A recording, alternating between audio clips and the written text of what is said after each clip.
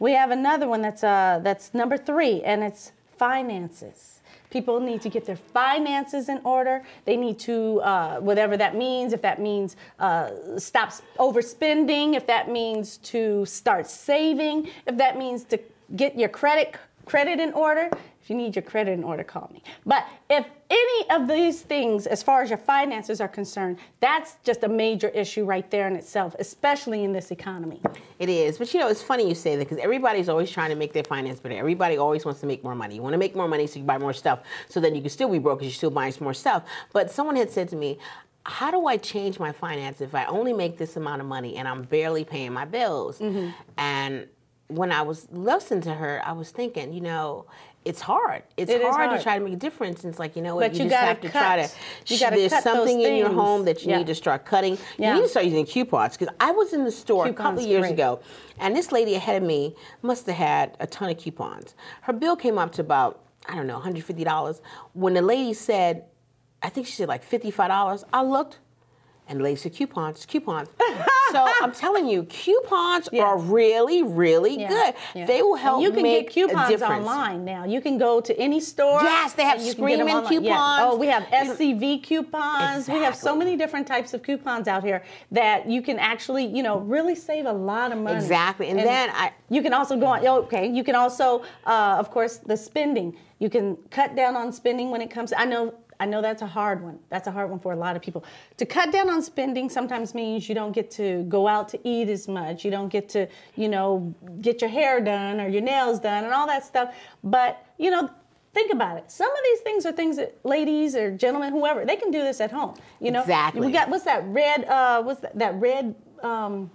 Redbox. Redbox. I'm a big believer in Redbox. Redbox instead of going to the movies. Redbox, and then newer movies. And even if you didn't want to do Redbox, the library does the same thing. Yeah. The library has the library has older movies.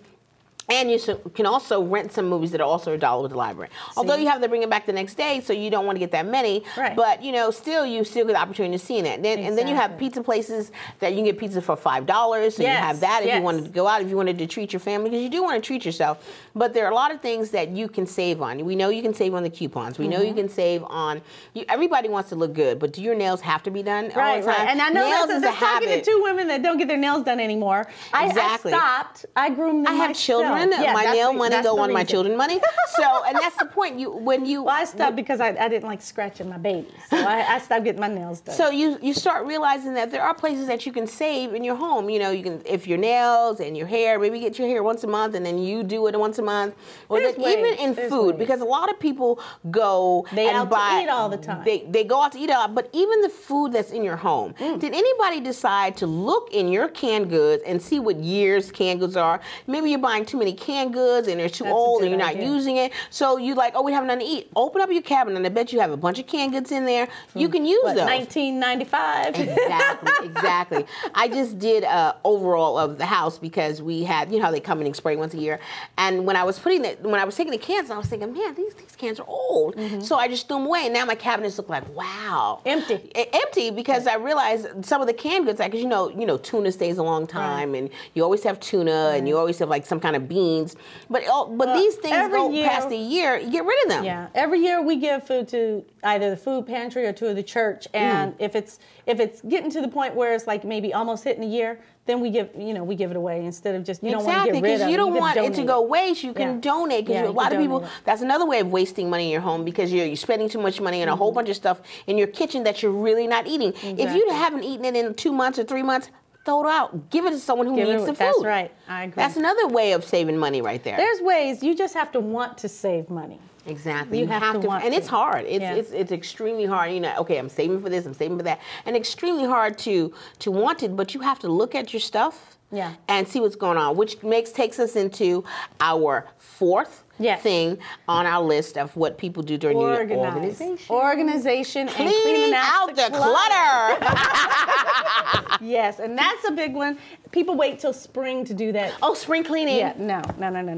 You can't wait till spring to do that one because spring, that's a whole year of waiting to clean out mess, you know. Exactly. Papers.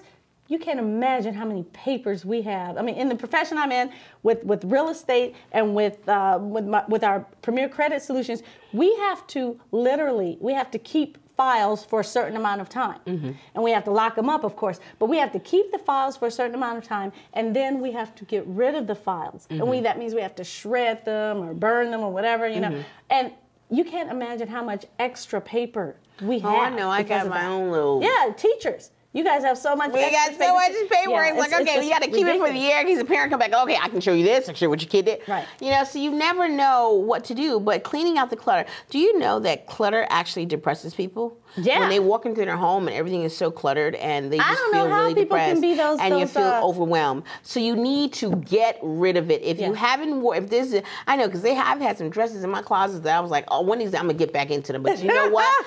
I got rid of them. Yeah. But you have those dresses in your closet or the shoes, you know, so there are two types of the person that live with clutter.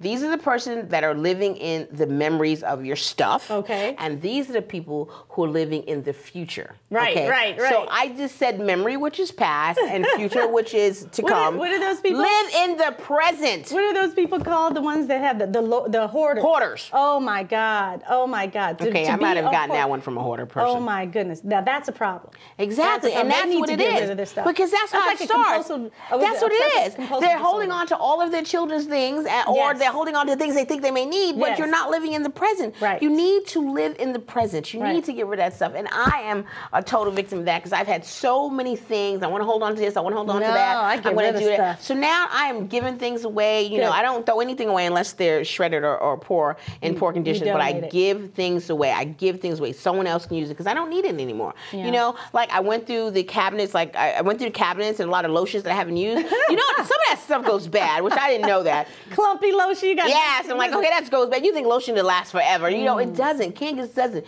You need to get rid of that. You need to organize yourselves. This is a good time. Even in the kitchen, the spice rack. You know, you got Old Spice. The old. You know, with the old spice. You know, I have this huge spice rack, and you know, I really wanted to just dump everything. But some of the things I've never used, so I didn't open them, so I didn't throw it away. But I'm thinking, I need to get stuff. You know, we're just gonna throw it away. That's what I was thinking. Because some of the spices I've never used. There's like I have a spice rack. I think it's like 12 or 24 on there, and there's certain ones I use. I use the cinnamon. I use the oregano and a few others, but there's ones I never heard of. People don't even use those spice racks. They use them for decoration. I buy spice and I sit in the cabinet, the spice rack, and I'm talking about you. I have the same spice rack. I have a spice rack sitting in my house. A real nice spice rack, and you spin it around. It was a gift, and I was thinking, oh, this is so nice, and I don't want to give it up, but it's like, you know what? I need to, you know what's that saying? Let go and let God. I need to be done with it. Speaking of letting go and letting God, that brings. Did you like that transition? That was good, girl. That's the fifth. The fifth New Year's resolution is getting closer to God. Exactly. Now that's something that we think should be probably number one. You know. Yes, but on the survey it was number one. It wasn't number one. It probably wasn't even number 5, but it was on there. So it's something that we really push because with all these vices, with all these issues, with all these situations, you get closer to God, and what does He do? He can take all that away. Let go and let God. That's right. He can let go and let God. That's and right. You know, and I want to also say that is hard to do. You know, and we're not saying, this is our disclaimer. Oh, yeah. Whatever you call your God, whether it be Jesus or God or Buddha or Muhammad, whatever. Right. Whoever you look up to as your higher being, that is what we're saying, that whatever that is, you need to get close to whatever that is to you. Your belief, the God of your understanding. Oh, I like that. Yes. I like that. I didn't make that up. A God of your understanding. Okay. Our God. Jesus. That's right. That's what we believe in.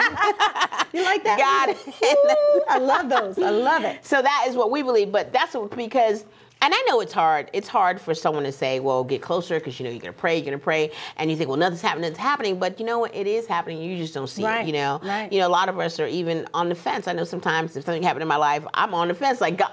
Hello, God, where are you? Yeah, where are you? Because you know I'm needing you right now. And I'm thinking, you know what? I need to have patience because he's, you know, what's that saying? One, it's not there when you need him, but he's always on time or something like that. That's right. So you have to look at it from that perspective because it is hard. I know I've gone through some stuff, and I'm sure Kacey has, and we thought that we were forsaken. Going through stuff. You know, we're like, oh my God, why have thou forsaken me? But you know, in the end, you know, we're still here. Our children are still here. That's so obviously, He has not forsaken us. Amen. But it's hard. It's definitely hard. But you just said something that's probably, if I had to say I had a vice, it's patience. Patience is definitely my vice. No, I think I have patience. I don't know about well, it depends on the situation. When it comes to my kids, I think I have longer. Well, ask Napoleon if you have patience. I don't know about that. No, I think you may be lacking in that area, but I think I have patience. It depends on the situation, you know. Like when it comes to my children, you have to have more patience. And I work with kids, so I got to have more patience. Are you kidding me? With kids, you do.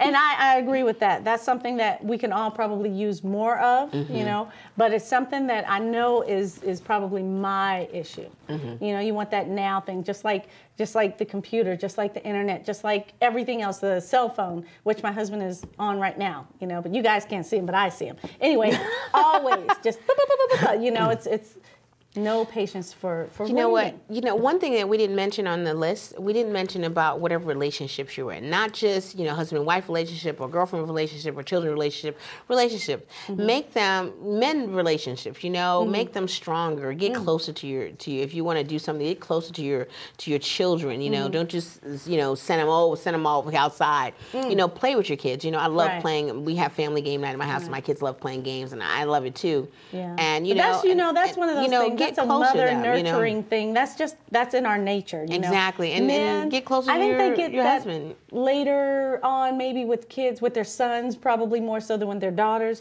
But, you know, I'm not saying all men. This is Kacey's disclaimer because I know that some men I don't have any daughters. Very, very close to their kids. And that's great. You know, my husband's great with the kids, but he's more the disciplinarian, where I'm the nurturer. And, you know, they're mean daddy, and they're like, mommy. And, you know, and I'm the one that always, and it's something that I think that's maybe that's how it's supposed to be in my family. You know, I don't know. Me and Napoleon, we I think we balance one another. We always try to stay on the same page as far as if I made a decision, I need to tell him because we're like, well, I really made a decision.